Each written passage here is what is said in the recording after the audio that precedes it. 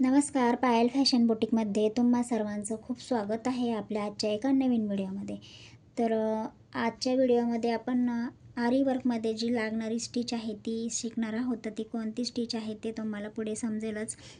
पण आज आपला आरी वर्कचा 6वा दिवस आहे आणि आपण स्टेप बाय स्टेप सगळे व्हिडिओ टाकत आहोत. तर जेणेकरून ज्या महिला आहेत जे भरपूर अशी फीज भरून क्लास नाही करू शकत, घर बसल्या तुम्ही हा आरी वर्कचा क्लास तुम्ही शिकू शकता आणि खूप छान असे ब्लाऊज डिझाईन तयार करू शकता आणि स्वतःचा बिझनेस तुम्ही स्टार्ट करू शकता.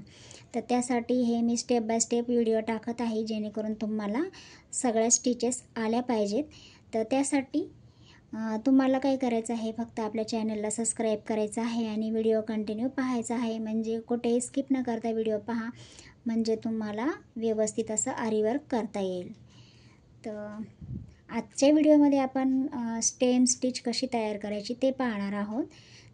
तर चला तर मग आता आपण सुरुवात करणार आहोत. तर त्यासाठी इथे बघा मी एक लाईन ड्रॉ करून घेतलेली आहे, जेणेकरून जे आपण डिझाईन काढणार आहोत ती एकदम लाईनशीर आली पाहिजे. तर त्यासाठी ही लाईन आखून घेतली आहे आणि ही जी निडल आहे ही आपली सिंगल तारची निडल आहे आणि जरी धागा घेतलेला आहे. तर या दोनच वस्तू लागणार आहेत आपल्याला.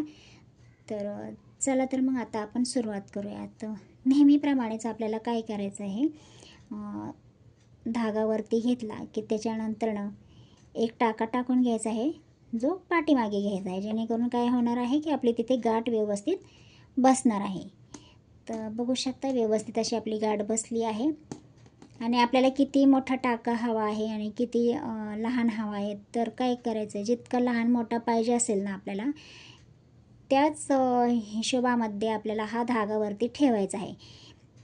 एक तर तुम्ही असं खेचून घेऊ शकता किंवा खालच्या हाताने पण असा धागा कमी जास्त करू शकता.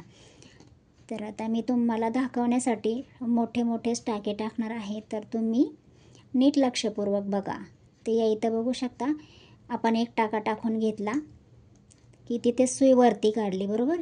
किंवा आता काय करायचं आहे, पुढे त्याच्याच पुढे म्हणजे थोडंसंच अंतर सोडायचं आणि एक छोटा चेन टाका टाकून घ्यायचा. छोटासा चेन टाका टाकल्यानंतर ना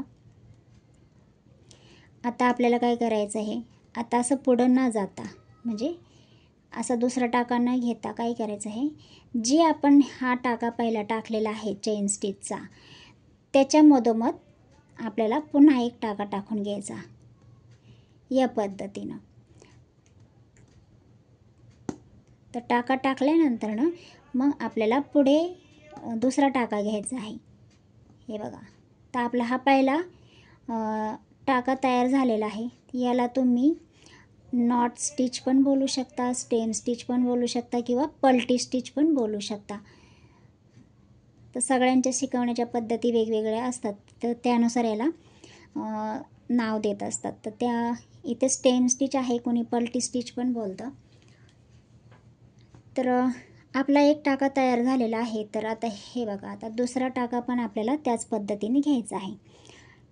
इथे आपण एक चेन स्टिच घेतली की काय केलं, याच्याच बाजूला लगेच आपल्याला दुसरा छोटासा चेन स्टिच टाकून घेतली की मग आपल्याला पुढे न जाता रिटर्न जायचं आहे. जे पहिली आपण ही चेन स्टिच घेतली आहे याच्याच बाजूला म्हणजे याच्या आतमध्येच आपल्याला एक छोटासा टाका टाकून घ्यायचा आहे. तो घेतला की सरळ आपल्याला असं पुढं दुसरा टाका टाकायचा आहे. तर व्यवस्थित बघा, एक टाका टाकला मोठा की त्याच्याच बाजूला दुसरा टाका की लगेच रिटर्न जायचं. रिटर्न जी आपण चेन स्टिच घेतली आहे त्याच्यामध्ये हा टाका टाकून घ्यायचा आणि मग पुढे दुसऱ्या टाक्याला तयारी चालू करायची आहे.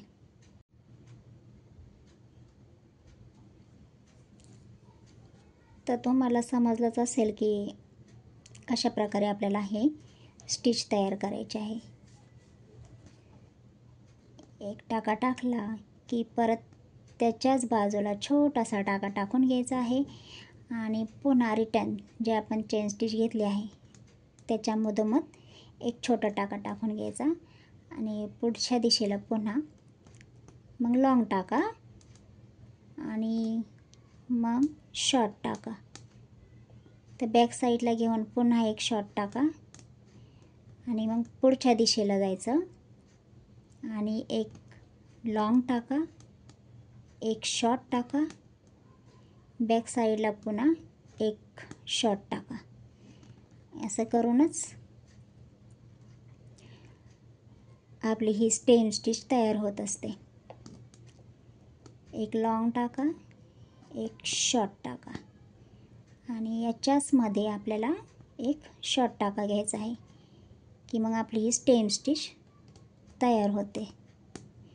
लॉंग, शॉर्ट, बॅक साईडला पुन्हा एक शॉर्ट टाका.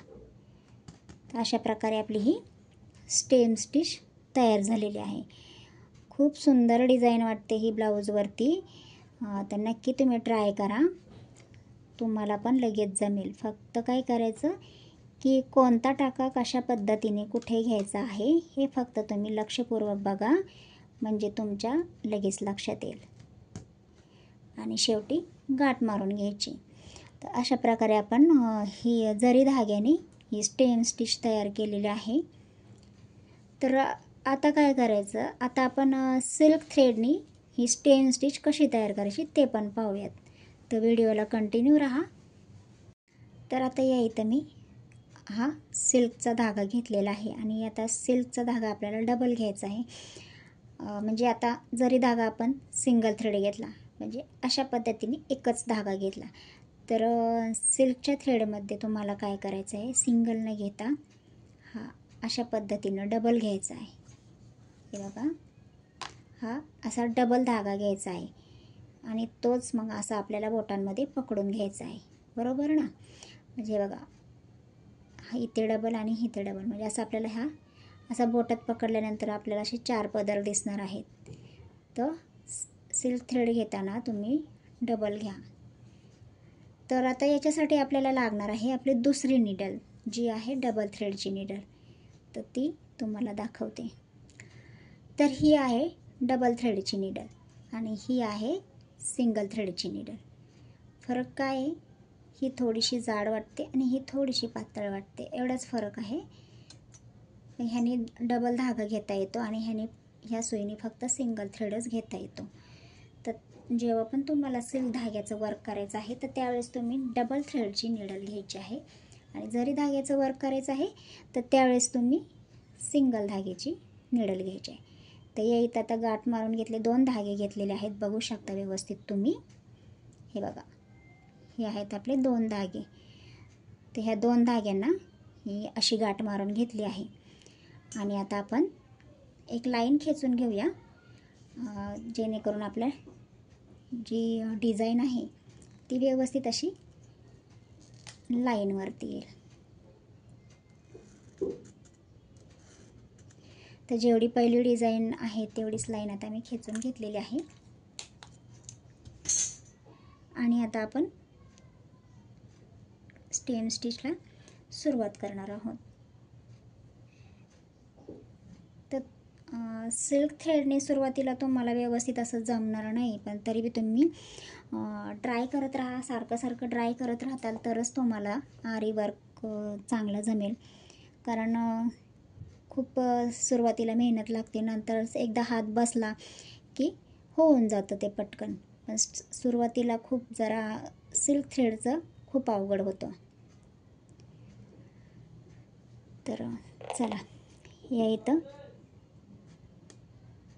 सुरुवातीला धागा वरती घेऊया आणि गाठ मारून घ्यायची आहे. मग असा वरती घेतला की एक बॅक टाका घ्यायचा आहे.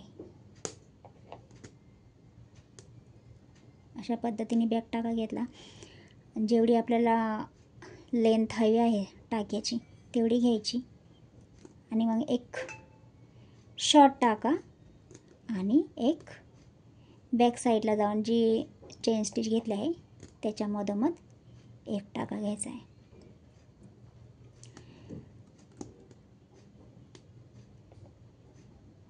लॉंग टाका घेतल्यानंतर ना एक शॉर्ट टाका घ्यायचा आहे.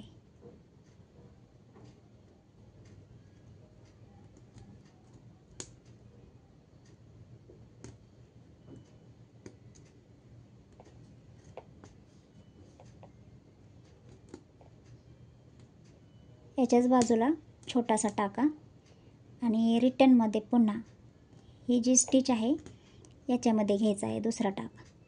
मग पुढच्या दिशेला लॉंग आणि शॉर्ट, परत रिटर्न जायचं आणि शॉर्ट टाका घ्यायचा आहे.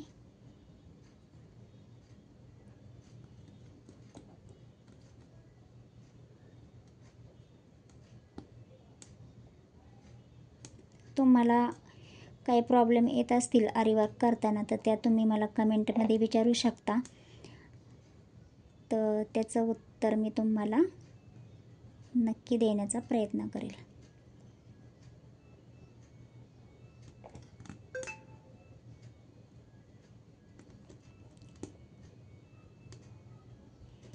लॉंग टाका घेतल्यानंतर ना त्याच्याच बाजूला एक शॉर्ट टाका घ्यायचा, पुन्हा रिटर्न जायचं आहे, पुन्हा एक शॉर्ट टाका,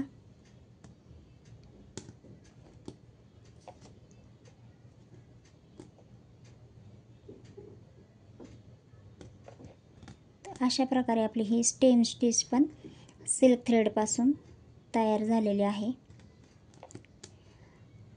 जर तुम्हाला जरी धाग्यापासून नाही वर्क करायचं तर तुम्हाला अशा धाग्यांचे वर्क पाहिजे असतील तर त्यासाठी तुम्हाला हे स्टिच येणं खूप गरजेचं आहे, म्हणजे या धाग्याचं सिल्क थ्रेडचं.